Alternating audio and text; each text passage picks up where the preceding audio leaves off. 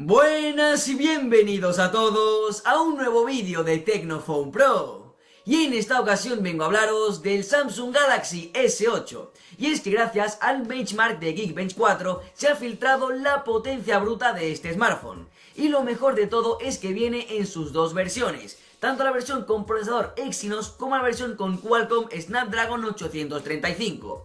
Y lo más interesante de todo es que parece que por primera vez en la historia la versión con Exynos va a ser más potente que la versión con Snapdragon, cosa que nunca había pasado. Y esto es muy llamativo porque teniendo en cuenta que Samsung tiene un contrato o parece tener un contrato con Qualcomm, ya que será que el S8, el primer smartphone en contar con el Snapdragon 835 de forma oficial y ser el primero en salir a la venta, ya de por sí lo haría el smartphone más potente del mundo Android durante unos meses o unas semanas. Pero ¿qué pasa? Con esta versión de Exynos, que es incluso superior, en teoría lo hará superior a otros smartphones con el procesador de Qualcomm Snapdragon 835, lo que lo hará posiblemente el smartphone más potente del año en cuanto al mundo Android. Entonces se plantea, ¿será por primera vez el año en el que por fin un smartphone Android sea más potente que un iPhone? Pues puede ser.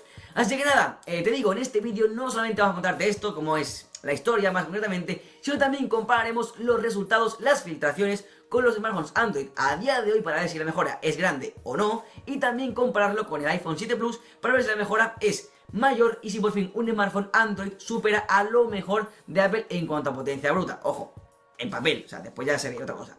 Así que nada, si te interesa, quédate porque empezamos.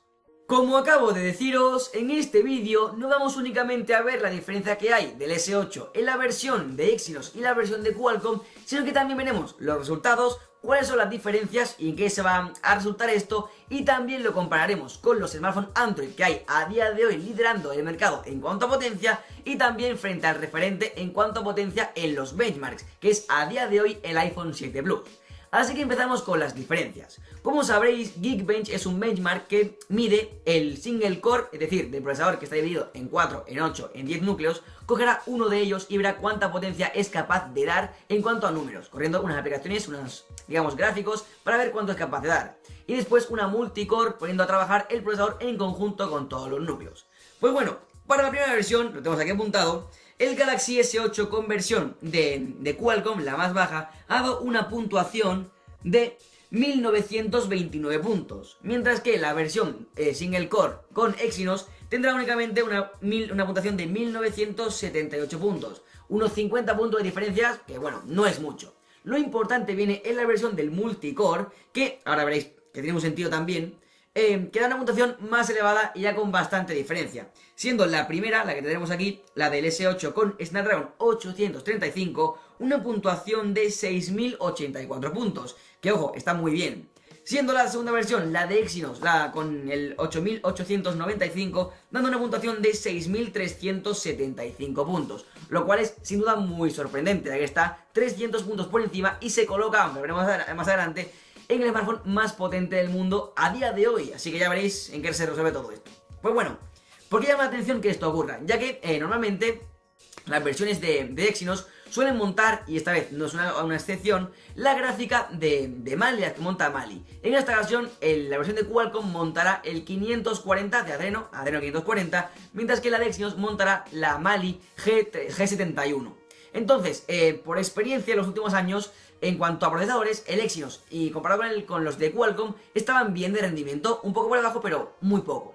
Pero la gran diferencia venía a la hora de los gráficos, ya que la GPU de Mali era inferior y ya pues bastante, aunque era muy potente, pero se notaba la diferencia con las Adreno, que eran bastante mejores.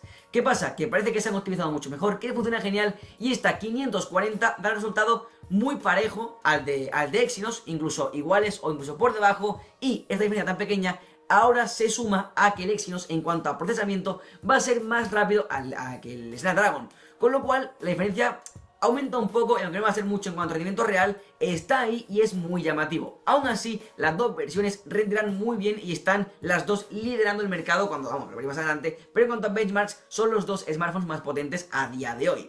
Así que ya veis en qué sentido tiene esto. Y otra cosa, para que os tengáis en cuenta, en esta ocasión, este Exynos aún no conocemos el número de núcleos que tendrá, pero muy seguramente tendrá 8. Con el Snapdragon parece que igual, no sabemos cuántos núcleos tendrá y quizás repita con 4 como el 820 o 6 u 8. Y al tener menos, que se espera que este Snapdragon tenga menos núcleos que el de Exynos, es normal que tenga una puntuación más baja. Aún así, como digo, las diferencias van a ser poco palpables. Pero bueno, aquí viene lo importante. Una versión, digamos, con Exynos a una de Qualcomm no hay tanta diferencia. Pero ¿cómo es la diferencia frente a las versiones de smartphones del año pasado? Pues lo tenemos aquí. Para empezar, el smartphone más potente a día de hoy en cuanto al single core es el iPhone 7 Plus con una puntuación de, ojo, 3.473 puntos. Recuerdo que el S8 con Exynos tiene una puntuación de 1.978 puntos. Estamos hablando de casi 2.000 puntos, unos 1.600 puntos más o menos de diferencia, 1.500, que es una auténtica locura. Lo veréis por donde veréis, es una diferencia muy pero que muy grande. ¿Qué pasa? Que la gran diferencia viene con el iPhone 7 Plus en la versión del multicore, que aquí sí es bastante, pero bastante superior, que vais a ver ahora mismo, lo estáis viendo ahora mismo en vuestras pantallas, y tendremos con el iPhone 7 Plus, que se queda en 5.664 puntos, mientras que el Galaxy S8 con versión Exynos se queda en 6.375. Aquí la diferencia sí que es bastante más grande. Con lo cual, la mejora sí que se va a poder notar respecto al que es a día de hoy el líder.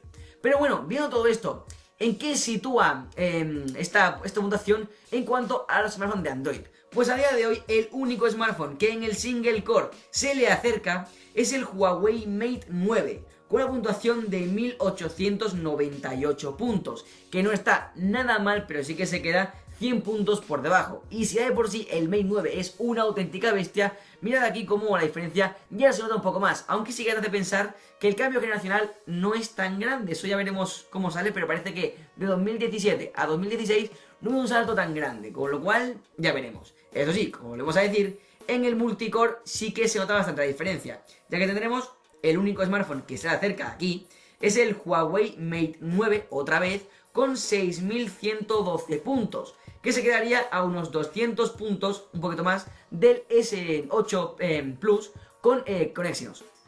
¿Qué pasa? Que llama mucho la atención que supera al Galaxy S8 con Snapdragon 835, ya que está en tercera posición con 6.084 puntos.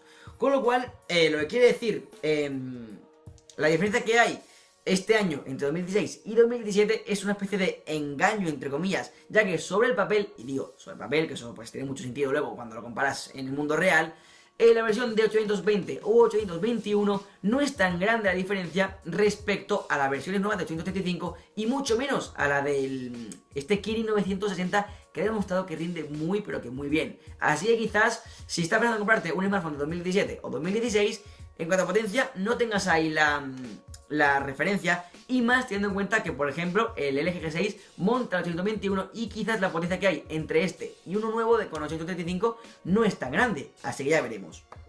Pero eso sí, lo que quiero decir, como hemos visto, hay una mejora bastante importante respecto a la GPU, a los gráficos.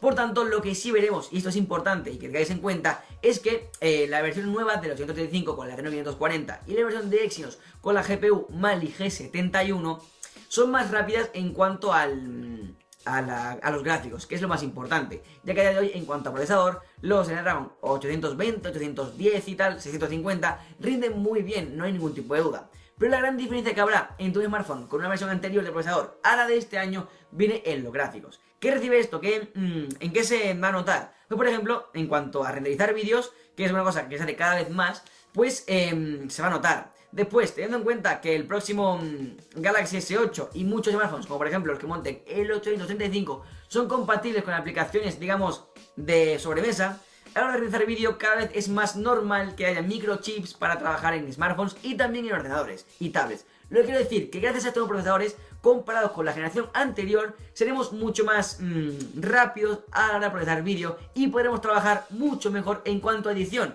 en los dispositivos portátiles, lo cual es una auténtica pasada. Y también en cuanto a juegos tendremos gráficos mucho pero que mucho mejores, y también teniendo en cuenta que el S8 está enfocado a tener una cámara increíble, tener una gráfica que esté a la altura es muy importante. Y nada, hasta aquí toda la información que tengo que deciros. Fácil, la versión de Qualcomm es un poquito inferior que la de Exynos por primera vez en la historia, pero eso es apenas imperceptible. Y nada, ahora sí, hasta aquí el vídeo. Te invito a que te haya gustado, dejes un buen like para apoyarme y seguir haciendo este tipo de vídeos día tras día. También te invito a que pongas tu opinión, qué opinas abajo en los comentarios. Por último, puedes seguirme en mis redes sociales, que son Twitter, Instagram y Facebook, que tienes en la descripción. Y así termino pidiéndote que si no quieres perderte nada, que te suscribas a mi canal. Nos vemos en un próximo vídeo. Adiós.